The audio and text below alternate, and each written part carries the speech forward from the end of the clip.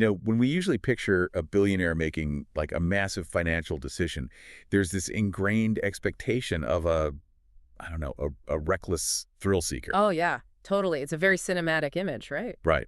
You imagine them walking into a boardroom, pushing all their chips to the center of the table, and just saying, let it ride.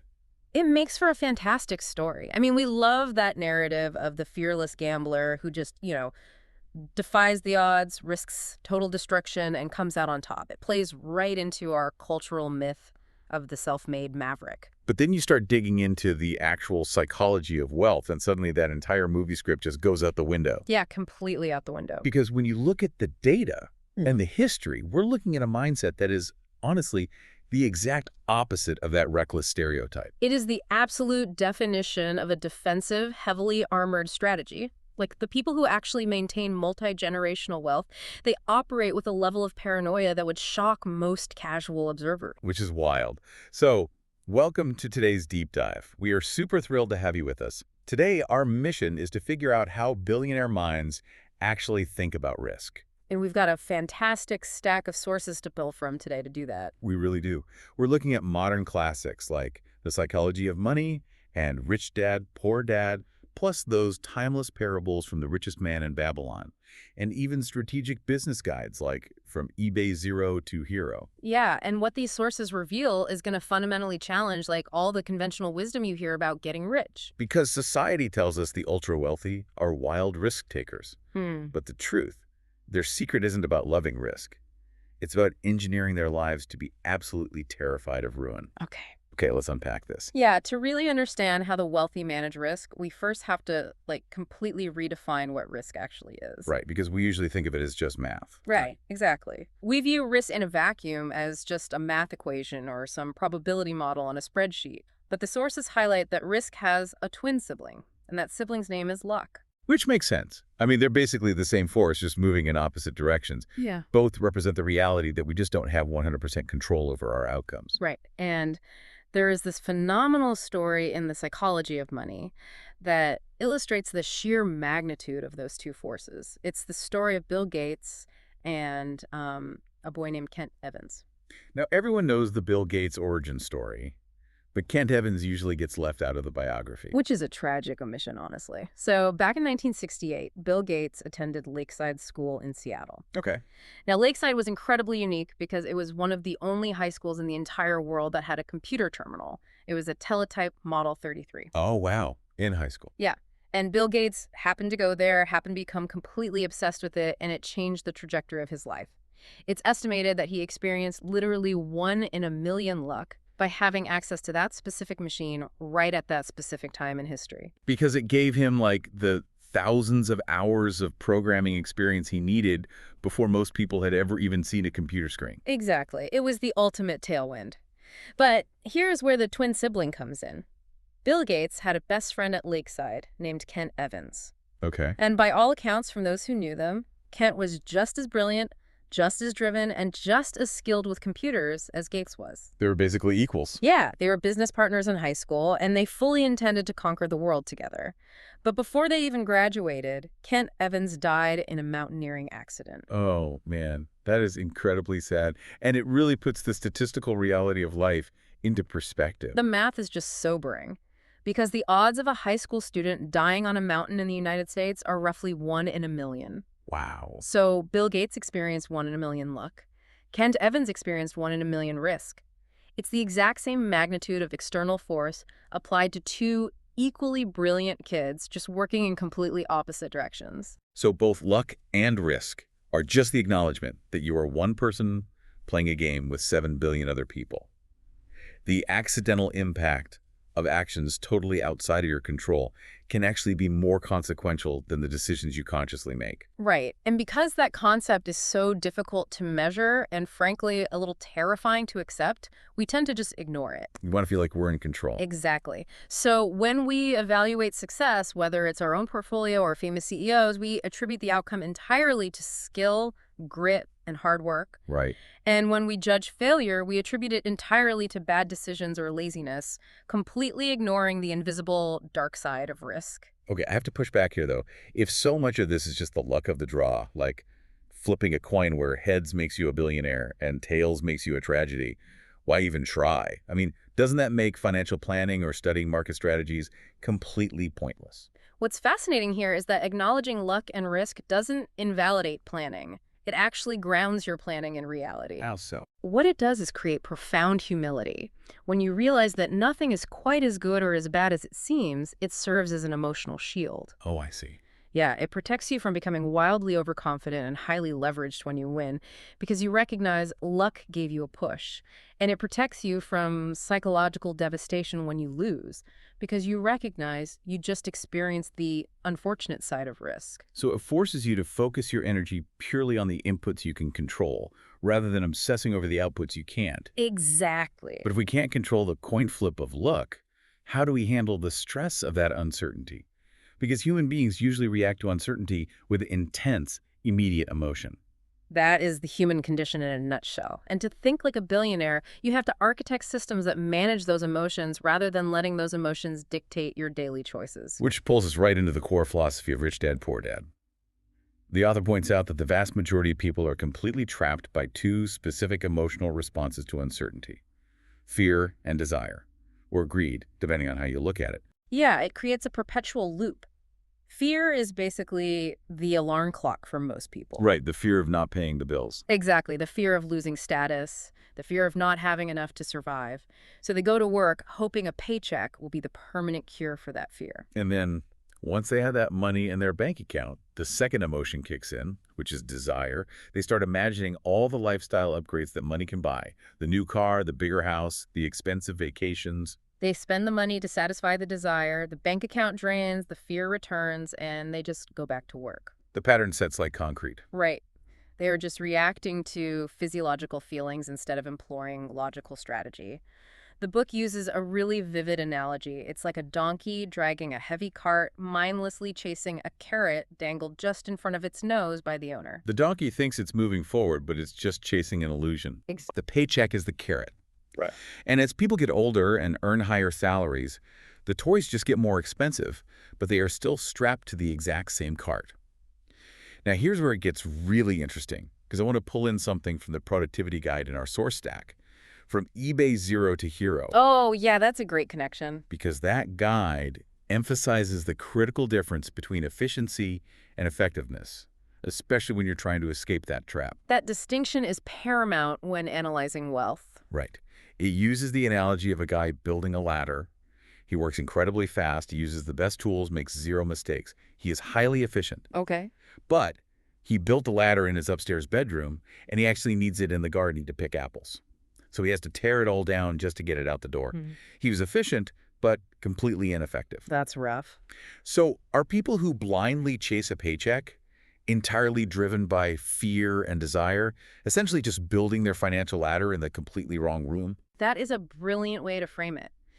Millions of people are highly efficient at their jobs. I mean, they work massive overtime, they optimize their daily routines, they climb the corporate ladder and earn way more money. Right. But they are entirely ineffective at managing their financial lives because they are building that ladder on a foundation of emotional reaction. From eBay Zero to Hero discusses this exact pivot. The pivot from reaction to strategy. Yes, the difference between frantically listing more items out of fear to make a quick buck versus taking a step back to build an automated, scalable business system. But wait, rich people feel fear too, right? I mean, amassing a high net worth doesn't magically surgically remove the amygdala from your brain. Oh, no, the sources make a huge point of this. Many wealthy people are actually far more terrified than when they were poor. Wait, really? Yeah, they initially amass millions because they fear poverty, but then the fear just mutates. Now they are terrified of a market crash taking their mansion, or losing their social standing, or what their peers will say if their portfolio drops. Wow, so the fear is still running the operating system. Exactly. So the goal isn't to somehow reach a Zen state where you just stop feeling fear. The goal is to use financial intelligence to change how you strategically respond to it. Exactly. The wealthy don't let fear turn them into the donkey chasing the carrot. They harness that fear to build a fortress. Which brings us to the actual mechanical strategies they use to survive in a marketplace governed by luck and risk. Let's get into those mechanics. Because if billionaires feel fear, but they aren't blindly reacting to it, What does their daily decision-making actually look like on paper? Well, they use a specific defensive posture. Let's look at Michael Moritz, a billionaire who ran Sequoia Capital, which is, one of the most successful venture capital firms in history. Legendary firm. Yeah. And when he was asked why Sequoia thrived for 4 decades while countless other firms just crashed and burned, his answer was incredibly telling. He didn't say it was because they took the wildest gambles or had better crystal balls. What did he say? He said, "We've always been afraid of going out of business." Oh, wow. That paranoia is literally a survival tool. It's what the sources call the barbelled personality. And mechanically, a barbell strategy means you entirely avoid the middle of the risk spectrum. Okay, break that down for me. So on one end of the barbell, you are utterly paranoid. You might keep a massive percentage of your assets in ultra-safe, highly liquid investments like cash or treasury bonds. You basically assume the worst-case scenario is always right around the corner. Right, but you can't get rich just hoarding cash under a mattress. Which is why the other end of the barbell is wildly optimistic. With a small, strictly contained percentage of your portfolio, you take aggressive, high-risk, high-reward bets. You invest in a volatile startup or, like, a new technology. Okay, I see. The key is that the paranoid side of the barbell ensures that even if all your optimistic bets go to absolute zero, your survival is never threatened. You're mathematically isolating the damage. Yes, and Warren Buffett operates on this exact same frequency. He has a rule that highlights how mathematically foolish it is to risk ruin. He basically said, to make money they didn't have and didn't need, they risked what they did have and did need. And that's foolish. Yeah, if you already have your basic needs met, risking your foundation for a marginal lifestyle upgrade is just terrible math. And this leads to a core mechanical concept popularized by Benjamin Graham, the father of value investing. The margin of safety. The margin of safety. Right. The idea is that forecasting the future with actual precision is impossible. So you must engineer physical room for error into every single transaction. How does that actually work in practice, though? Let's say you thoroughly analyze a business or a piece of real estate, and your math tells you it's worth $100 a share.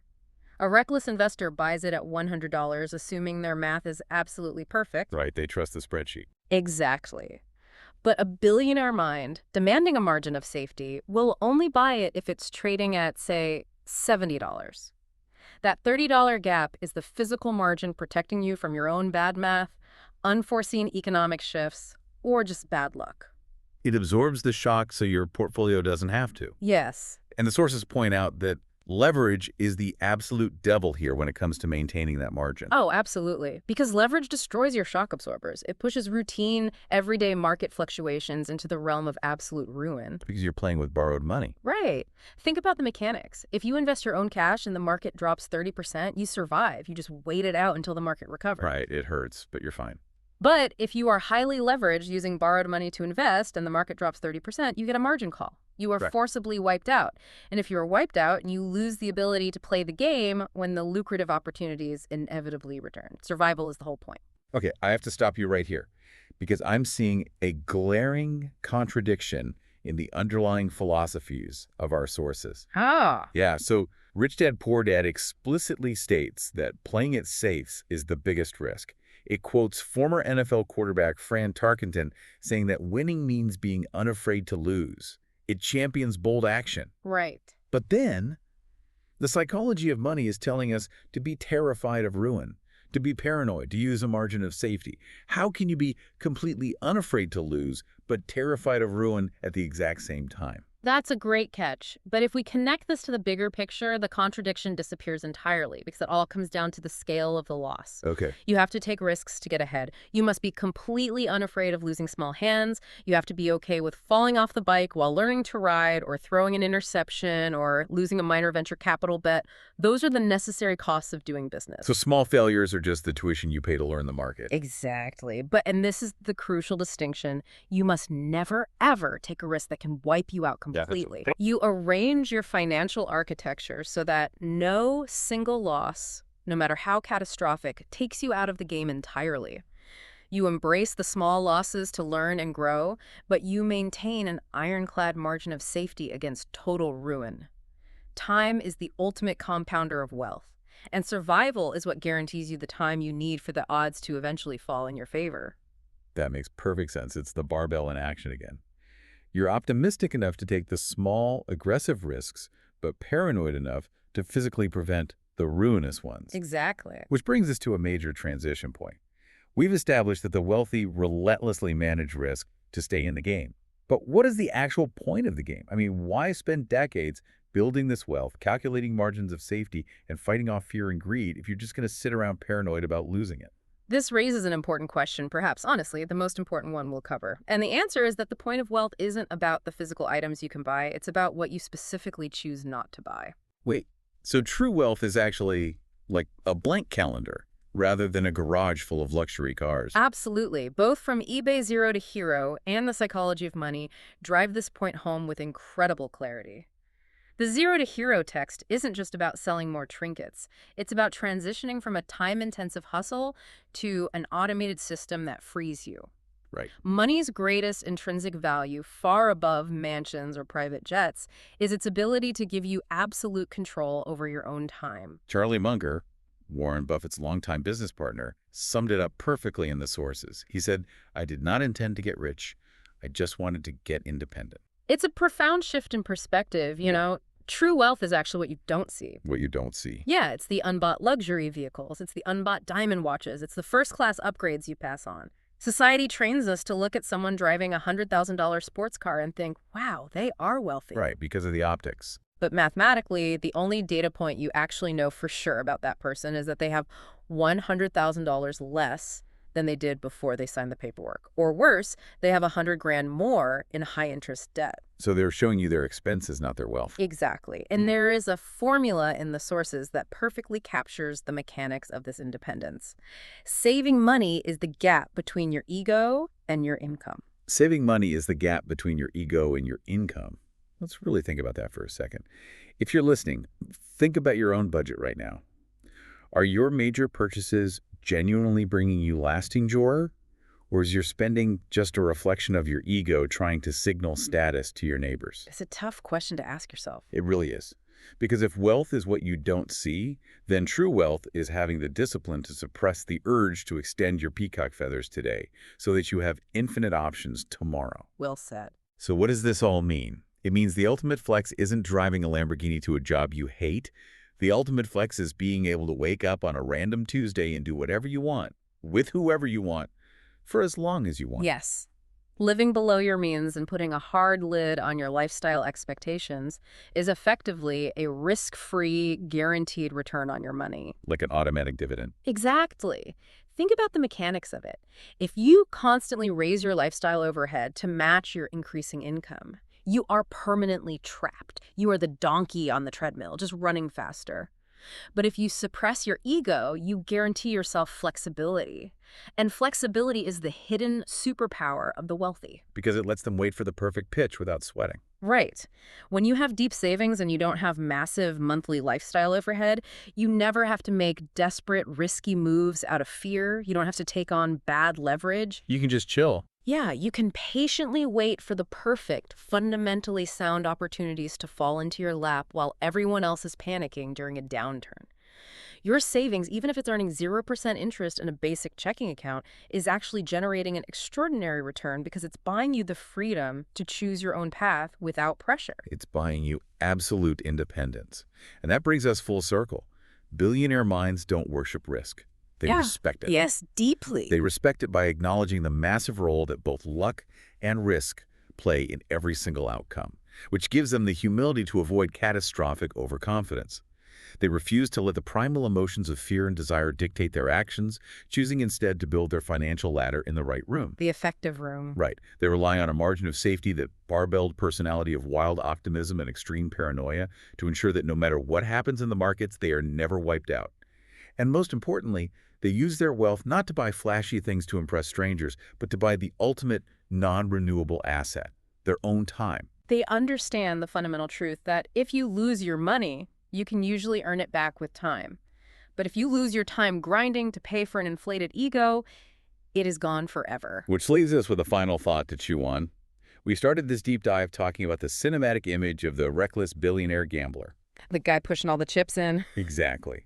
But the reality is that the real high-stakes gamble is spending everything you earn today, betting your entire future on the hope that your income never stops and nothing ever goes wrong. That's the real danger. Now, we've talked entirely about how wealth buys you the time to step off that treadmill and buy your independence. But here's a thought to take with you.